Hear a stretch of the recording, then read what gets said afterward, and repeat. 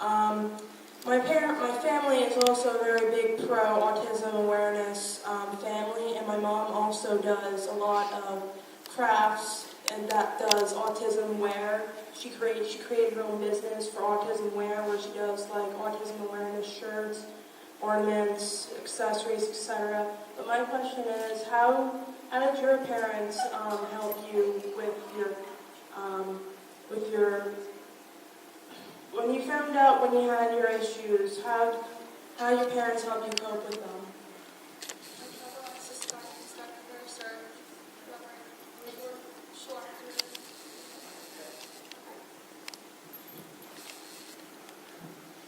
My mom helped me by supporting and encouraging, actually. When I think I first found out I was like 8 or 9 years old, I didn't believe it. I thought I was a weird kid. I thought I was never going to be anywhere in life. But thanks to my mom and my family, I've now actually started speaking and done a lot more in my community. So I want to be where my mom is today without her encouragement and support and telling the school system what's right and wrong and make sure I got what I got.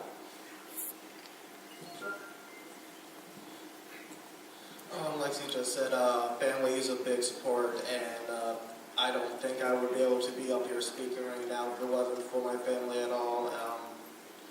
Another big factor is trying to find someone else who kind of has this sort of problem, kind of like communicate with them, maybe try and learn some tips on like how to cope with different stuff, and then in turn you can help with them.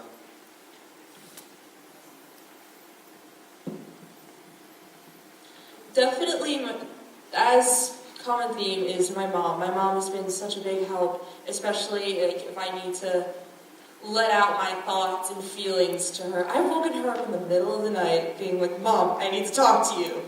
So she definitely has helped me process my emotions, because that's something that often people with Asperger's have trouble with, or at least I have trouble with. I can't speak for other people, but I have trouble sometimes processing my emotions, and like, you know, especially if I'm like on the verge of having a meltdown, you know, my mom will always be there and she'll help me process my emotions, and through everything, even the late night talk sessions that I'll have with her. The one thing my parents did for me was to show me, although I may have to do things differently, that I'm still able to do them. One of the stories I like to tell is they never moved the dishes from the top cabinets. Without my braces, I can't stand at all. So, you know, everybody says, well, how do you eat? How do you get bowls if nobody's home? I get a chair from the dining room, bring it into the kitchen, and climb in the chair and get it.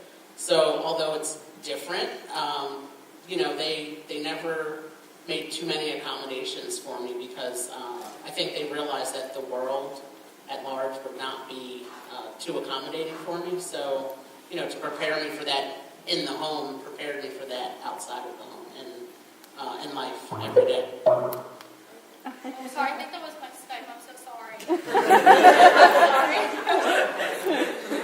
All right, yeah, that was great. All right, other questions? Yes. Just want to make a comment. I'm Marissa's dad. I'm very proud of all of you. I am the president of the Fantastic Friends Board as well. But I just wanted to say how proud I am of all of you, because it takes serious nerve to get up there and speak about anything. To speak about a disability, way above anything else I can imagine. I just want to say I'm proud of all of you. I'm so proud of you guys for having already said that. I'm really proud of all of you. You all have like really given me a purpose, and you know, you guys are all amazing. So yeah, I'm grateful for everybody here. Yes. I'd like to say as a parent, I'm Gabrielle's mom. I think it's a challenge, but I think having children, period, especially these are not, is a challenge. And that's when I began to embrace it. I realized that they were very different. The children will always be very different. And what your part of being a parent is helping them grow and educate them. So I educate my son how not to be a jerk athlete. And I educate my daughter how to embrace her Asperger's syndrome and to learn from it. Because believe it or not, someday she will not be with me, although don't get me going because I'll start crying again. She needs how to learn how to take these accommodations that she has learned through life and use them and later on. And that's part of my job right now to say, hey, Gabe, you know, what do you do when you get overwhelmed? Take a step back. You don't think about this right now and let it go, so she'll know how to do that. And I think as a parent, that is part of the job of what we do. Right. Yeah, thank you. That was questions?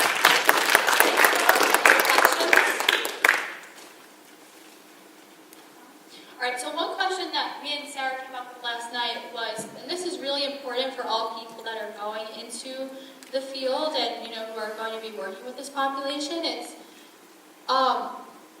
what is the right approach to therapy? Like, what worked for you and what didn't work for you? Did you ever have a therapist that had a certain way about them that, you know, made you not want to go to their therapy? Did you ever have a therapist that had really good techniques and, you know, really helped you? Do you guys, like, have any advice to people that are entering the healthcare field and, you know, how you can tell them, you know, maybe what really works and what maybe is something to kind of not do if you're working with a patient?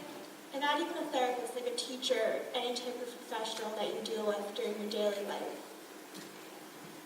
Well, the therapist aspect of it, I've gone through a few therapists in my life. I had a speech therapist in elementary school for a little bit, and then also I currently have a regular therapist now. And I think one of the things that I like that she does is she's another voice for me, and she's another way for me to vent my problems and all of my confusion, because, you know, I go to my mom with a lot of things, but there's also times where I'm like, oh, she's my mom, she has to say this, or, oh, she's my mom, she's gonna be this way. So, you know, as much as I love my mom, love you, Mom,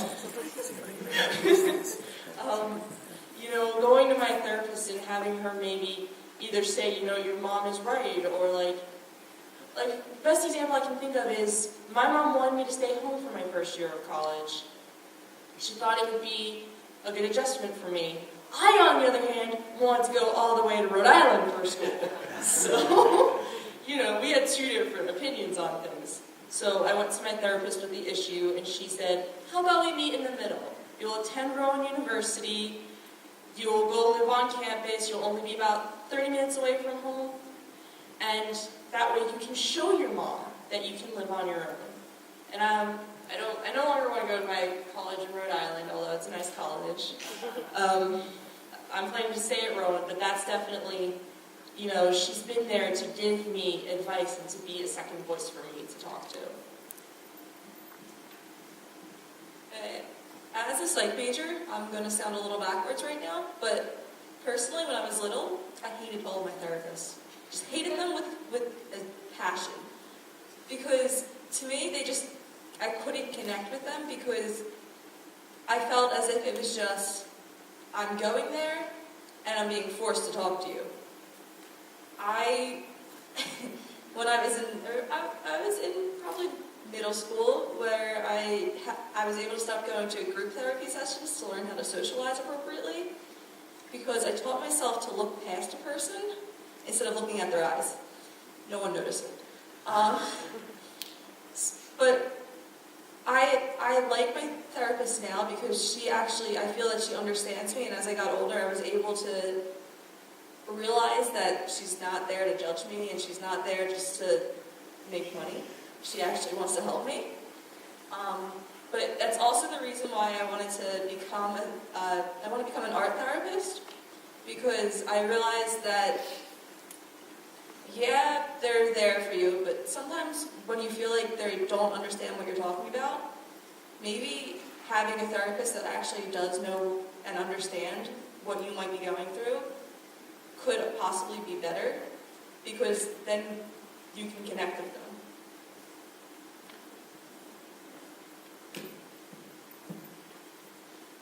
Yeah, I agree with Dave and Mary Kate on having a therapist where you can just talk to, get your emotions out and everything. My therapist is great. I trust him with anything.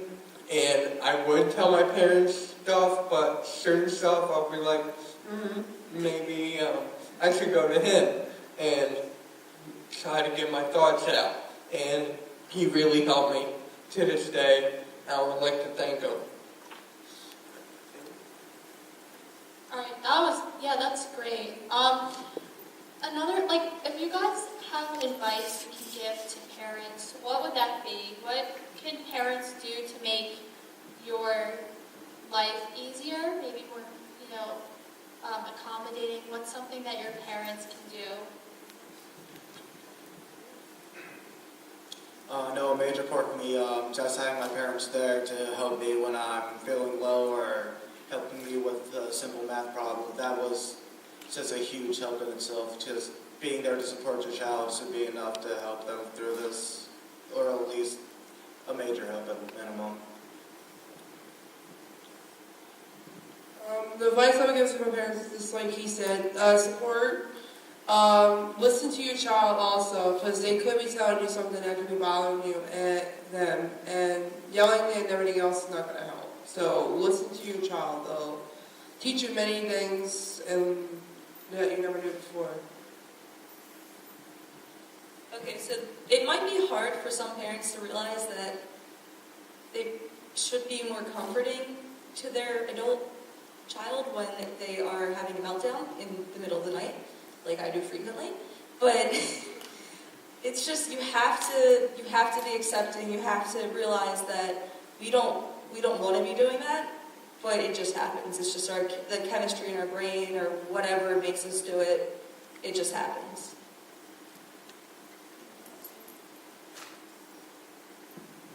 Okay. Audience, do you guys have any other questions that you'd like to ask?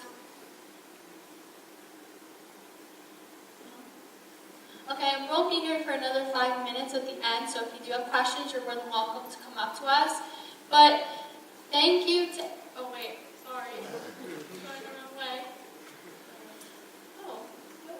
Oh, you're on my, well, I'm so sorry. Okay, well, thank you all so much for coming out to support Fantastic Friends. We really appreciate it, and we're all in this together. We're all trying to educate our community on how we can become more inclusive and, how we can really make a difference so that our younger generation of special needs, they can grow up in a more safe and accommodating and accepting environment. So thank you all so much for coming out, and also a big thank you to our Voorhees chapter people, Jordan and Michael, for coming out, and thank you to all of our club members, Sierra, Noel, anybody else. Thank you guys so much, and just everybody here. Thank you all so much for coming out to support. We really appreciate it, and we really hope you have a nice day, and hope to see you again soon. So thank you.